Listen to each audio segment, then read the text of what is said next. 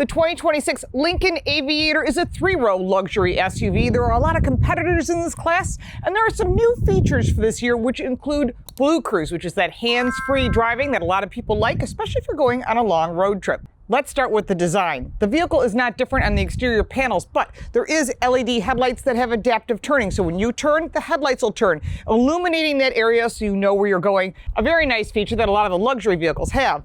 Part of our optional package is the illuminated logo, which a lot of brands are starting to do. This is the Black Label trim. There are 3 different trim levels: the Prestige, the Reserve, and the Black Label, the top trim level, which comes with a lot of high-end luxury features, plus some exclusive maintenance, which makes your life a little easier. They'll pick up the vehicle and return it to you and give you a loaner car, and that's a nice feature for very busy families. Our test vehicle has 22-inch alloy wheels. There are other wheel options beyond this, but I like the design details. It is sleek, it is modern, like this Aviator logo all the way across the side. They've done that with the full lineup, whether it be the Nautilus or the Navigator. It's part of their design details. Now, our test vehicle does have an additional handling package. The optional handling package is $2,500 and does include adaptive suspension system, air springs, and variable assist steering. The Lincoln Aviator has a panoramic glass roof and roof rails, privacy glass on the second and third row, and on your side mirrors you have the turn signal indicator that do fold, and these mirrors are heated as well. Inside the vehicle, well, that's where the luxury truly begins. Under the hood of all Lincoln Aviators is a 3-liter V6 engine with 400 horsepower and 415 pound-feet of torque, backed by a 10-speed automatic shiftable transmission. It has different drive modes and a fuel economy of 20 miles to the gallon. 0 to 60 time is 5.9 seconds. This is a rear-wheel drive platform that is standard, but all-wheel drive is available, and it has a 5,600-pound towing capacity.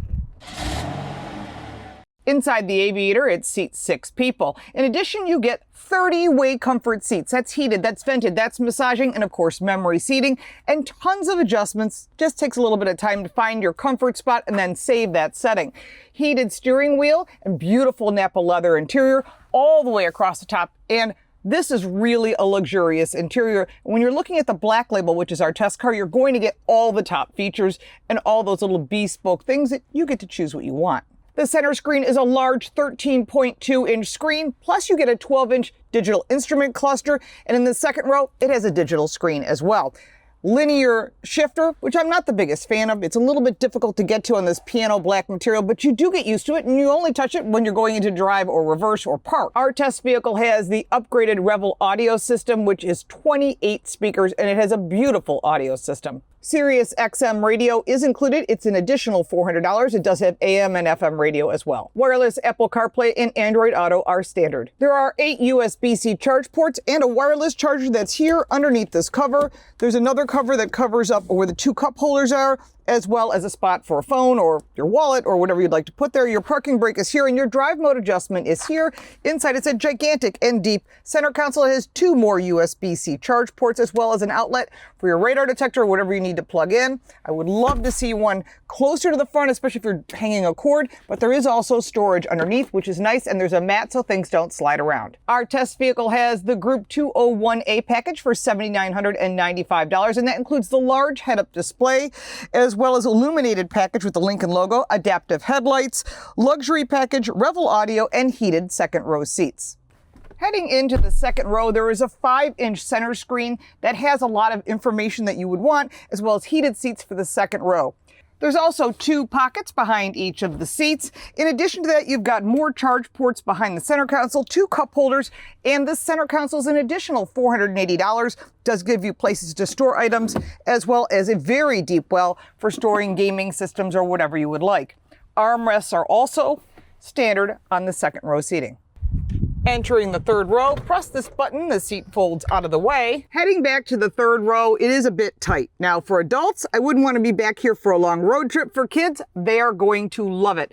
There is charge ports on the left side. There's cup holders on each side, as well as vents. And the panoramic roof only comes back to just behind the second row, so you won't be baking in the third row. There is also privacy glass, but this is really a great spot for children. There are 2 child latch systems in the second row and 2 in the middle. The warranty on the Lincoln Aviator is 4 years or 50,000 miles. Powertrain is 6 years or 70,000 miles. And the complimentary maintenance is covered for 4 years or 50,000 miles with that black label package, which makes it worth the money. Across the back, Lincoln has listened to us and they've tucked that wiper blade up underneath, which protects that wiper arm when going through car washes or using an ice scraper. Nice and clean and modern LED taillights all the way across the back. And that tow hitch is located here right underneath.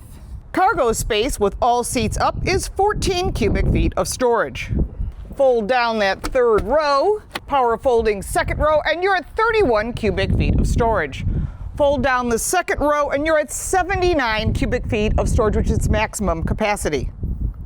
There is a compact spare tire, and underneath this cover is a great place for hiding valuables, especially if you're going camping or you're going hiking.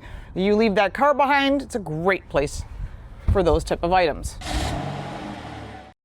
The first thing you notice when you get inside this vehicle is this large center screen. It's nice, but I'd like to see it turn into what the Nautilus and the Navigator have done, which is built it all in.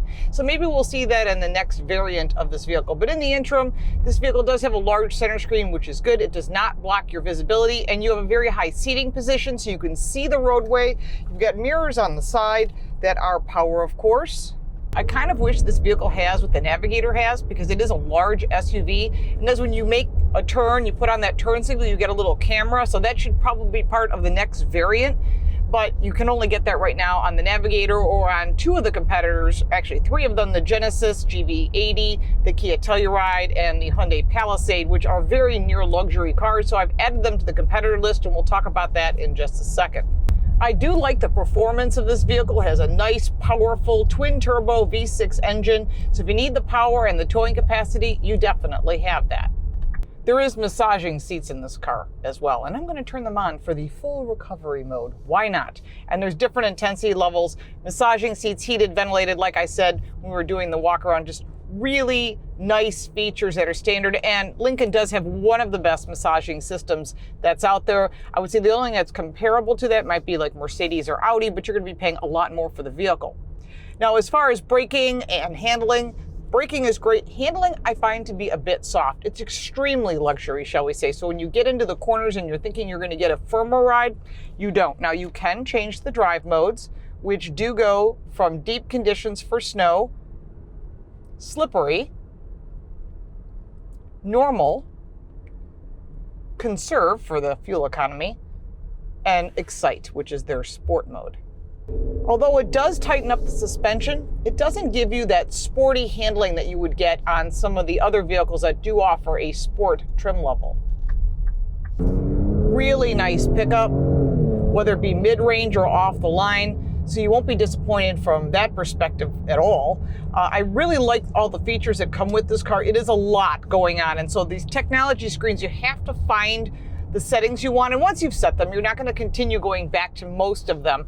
The car itself does have a setting, and that would allow you to adjust the seats, the ambient lighting, and the ambient lighting choices are not massive, but you know, you pick the color that you like. Do you like that greenish blue, whatever it is? It would be nice if there was more color choices considering this trim level and its competitors.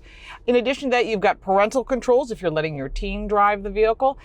And there are additional settings in here as well as safety features. You can go into the apps and you will find Google Maps. Of course, you can use your Apple CarPlay or Android Auto. You can even do a Zoom call, but not while you're driving. A lot of that is when you're stopped. You have a ton of additional options, including your Apple CarPlay. Everything's in here. And you can add additional features, some of which you cannot use while driving, which would be like YouTube. So if you're waiting for someone and you're in the car and you're just thinking, I've got to burn a few minutes, you can watch something on your YouTube channel or take a Zoom call, whatever that might be. So they've really thought about making this your one place. So when you're driving, this becomes your home on wheels. That's why the connectivity for the phone and the Bluetooth on all these vehicles is so important. But overall, this vehicle has been a real joy to drive. If you're looking at a luxury vehicle, I highly recommend you take one for a test drive. We have driven all the competitors. We'll talk about that list in just 1 second. And also, if you're looking for more car news and what's going on in the industry, things that you may not hear anywhere else, check out Car Coach Reports on YouTube. And of course, our radio show, The Drive with Lauren and Carl, is on your local radio station. If you miss it, check out our YouTube channel where you can watch the video video form of that as well, and that's the Drive Car Show. All right, let's go through my pros and cons list, the price point, which is very important, and that extremely long line of competitors. There are some pros and cons when it comes to the 2026 Lincoln Aviator. I love the design, the interior luxury, and all the technology is fantastic, and a wonderful audio system, very modern and very clean.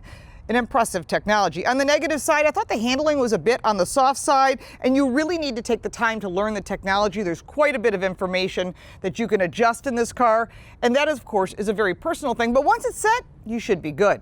Now let's talk about the price, starting at $52,043 and goes all the way up to $87,000 for the top trim level. Our test vehicle was not fully loaded, but pretty well loaded at $82,300. The competitor list is quite long. The Buick Enclave, the Lexus TX and the Lexus GX, the GMC Acadia, the Hyundai Palisade and the Kia Telluride, which are near luxury, so certainly a consideration, the Acura MDX, Cadillac XT6, Infiniti QX60, Volvo XC90, Audi Q7, BMW X5, Genesis GV80, and the Mercedes-Benz GLE 450.